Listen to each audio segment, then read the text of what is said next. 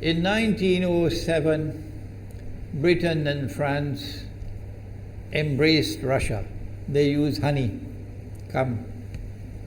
in a triple alliance, Britain, France, and Russia. And the honey that they used to trap Russia was that if we win the war that's coming with the Ottoman Empire, you will get Constantinople, which is what Russia wants. But they promised Russia one thing through the front door, and they took it back through the back door, like what they did to the Arabs. These are people with PhDs in deception. If they tell you that the sun is shining, don't believe them. Go outside and look up in the sky, see whether the sun is shining.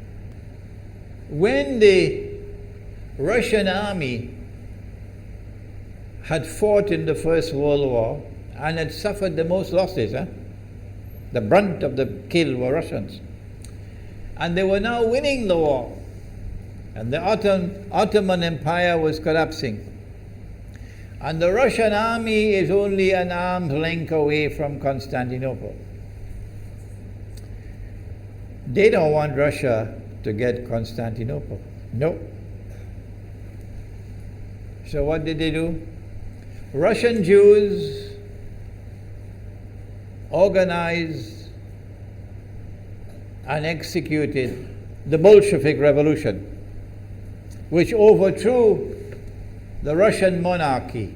They killed the Tsar and the whole family, overthrew the government, and took Russia out of the war.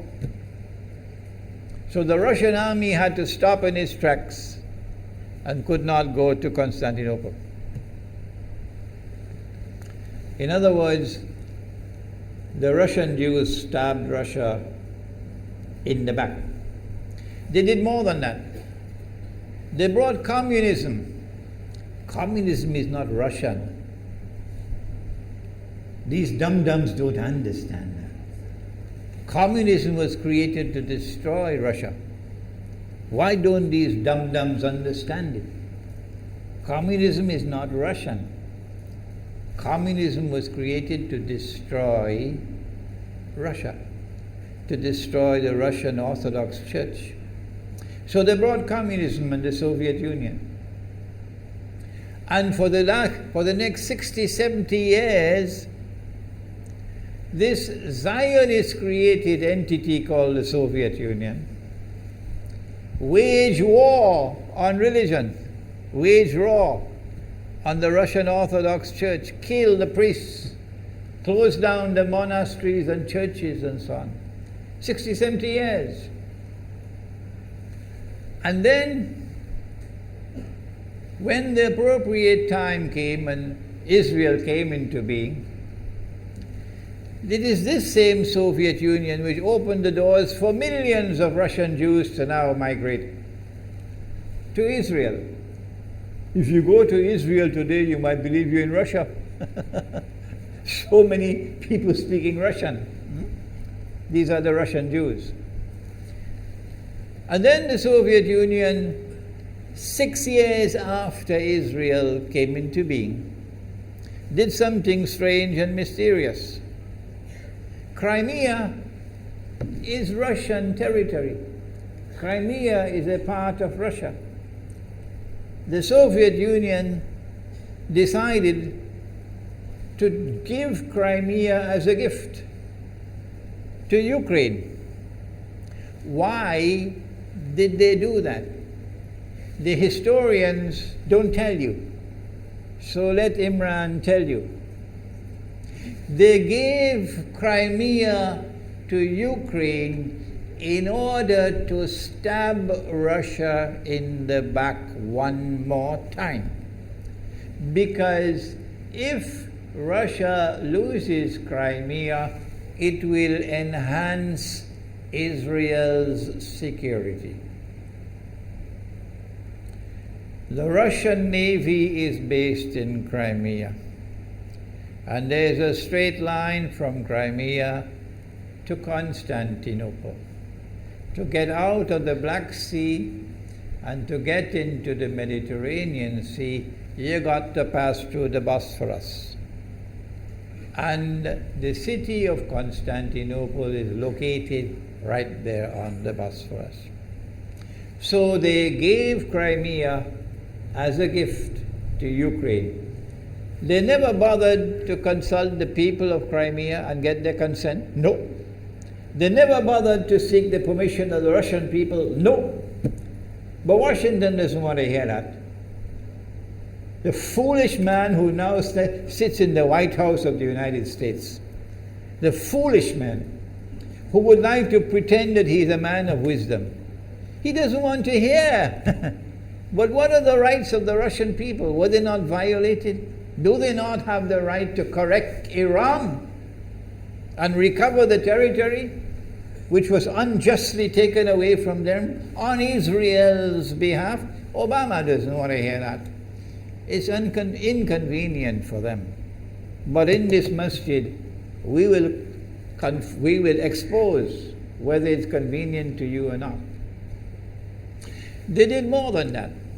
Not only did they give Crimea to Ukraine, but earlier on they gave eastern Ukraine. Eastern, part of the now eastern Ukraine was Russian. It was Russian.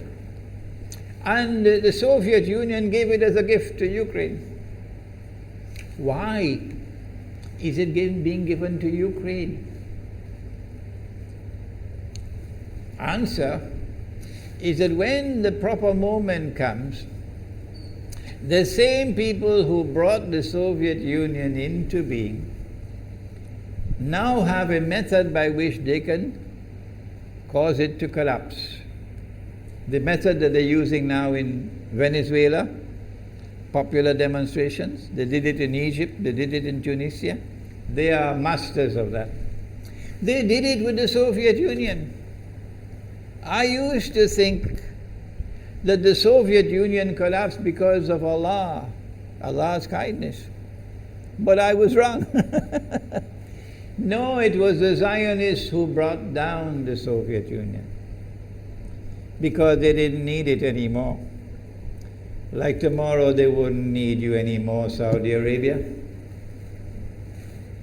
And they wouldn't need you anymore, Islamabad. When will you understand that? They'll just throw you to the dogs. You served them long enough. So they brought down the Soviet Union.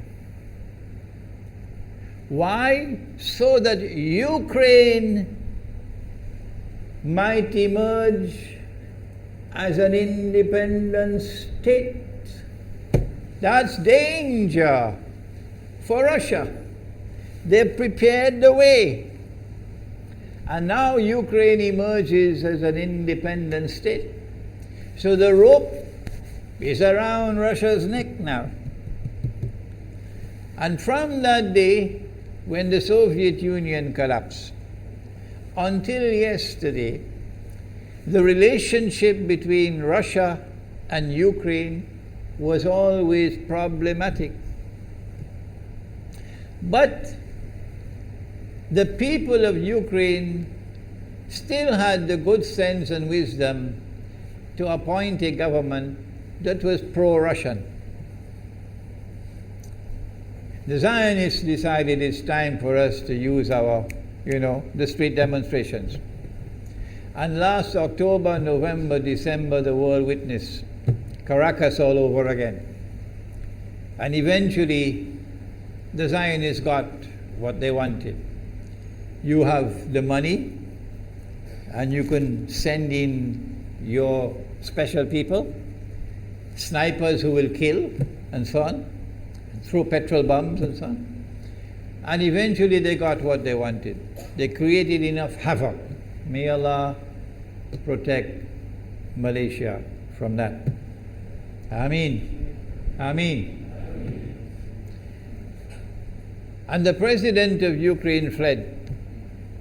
He's a democratically elected according to your method, Mr. Obama, according to your system. He's a legally elected president of Ukraine. And he had to flee. And these hypocrites in Washington and London and Paris who would like us to believe that they are honorable men. They are not. Instead of standing on the side of the legally appointed president and demanding the rule of law, they all showed their colors as hypocrites in immediately recognizing the new government in Ukraine. The new government in Ukraine is anti-Russian. That's what they wanted. That's why they brought down the Soviet Union, to bring in a Ukraine into being as independent state, and then to eventually get an anti-Russian government in Ukraine. If by Allah's kindness Putin had not intervened and been so spectacularly successful, this is what the plan would have been. The new government in Ukraine would have joined NATO, and Russia could not stop it. And when the new government in Ukraine joined NATO, NATO will then send its armed forces into Ukraine. It could include nuclear weapons. Then Ukraine will pick a fight with Russia and decide that Russia must now vacate Crimea. Shut down your naval base. The rope is now tightened around your neck. Russia has to put its tail between its legs and withdraw its fleet, Black Sea Fleet, from Crimea. Russia is no longer a naval power. Crick crack, you finish.